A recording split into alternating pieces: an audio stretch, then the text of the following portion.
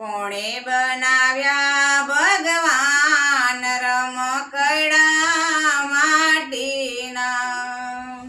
કેટલું સરસ મોઢું બનાવ્યું, મોઢાની અંદર જીભ બનાવે, સત્ય બોલો ને કાયમ રમકડા માટીના.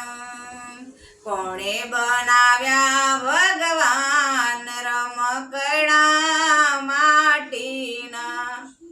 કેટલા સરસ કાન બનાવ્યા, કાનની અંદર પરડા બનાવ્યા, કથા સાંભળો ને દિન રાત રમકડા